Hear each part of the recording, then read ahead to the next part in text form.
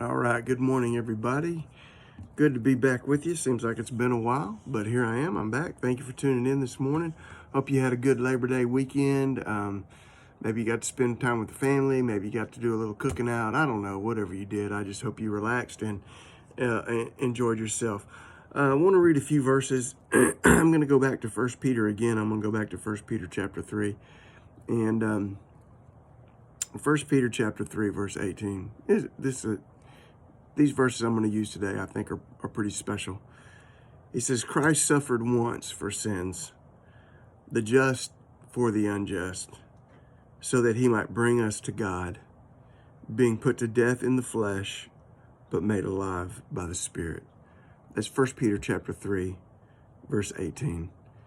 And, the truth is that we have hope, but we have hope because Christ suffered. The reason we have anything, the reason we have any hope, the reason we have any peace, the reason we have any contentment, the reason we have access to God is because of the suffering of our Savior, Jesus Christ. He said Christ suffered once for sins. He suffered the just for the unjust. You see, he didn't deserve it. If we had gone through what Jesus went through, we deserve it, but he didn't deserve it. The sinless Son of God suffered once for sins, the just for the unjust, but he had a purpose so that he might bring us to God. You see, that was Christ's purpose. That's what the gospel is all about. That's what the cross, the death, the burial, and the resurrection is all about.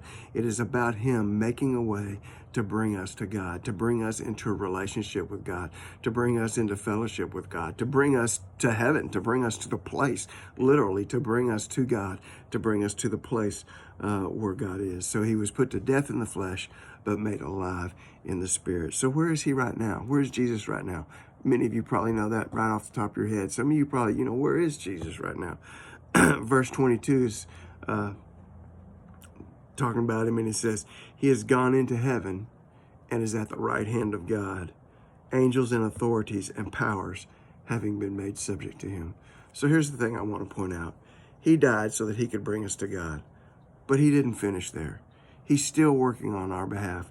That verse says that he is at the right hand of God, that he is now in heaven as the resurrected Son of God. He is in heaven and he is at the right hand of God, the place of authority and the place of power. But what is he doing there? Romans chapter 8, verse 34 says this. It says, it is Christ who died and furthermore is also living, is also risen, who is even at the right hand of God, who also makes intercession for us. Christ is now in the throne room of heaven, sitting at the right hand of God, and he is interceding on behalf of you and I. One more verse, Hebrews chapter 7. Hebrews chapter 7, and this is talking about, it's equating Jesus with being a high priest, but greater than any high priest on the earth.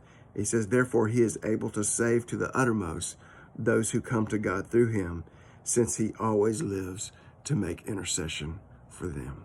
Christ died to bring us to God. And now, as he waits for that moment that's supposed to happen, he is alive in the throne room of God, at the right hand of God, making intercession for us. God is interceding for us. Jesus is interceding for us.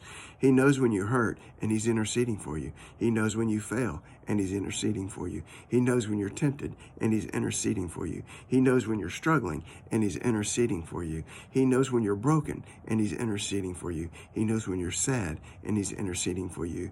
He is the great high priest who is alive and well, who is in the throne room in the presence of God on this very day, interceding for you for whatever you're going through.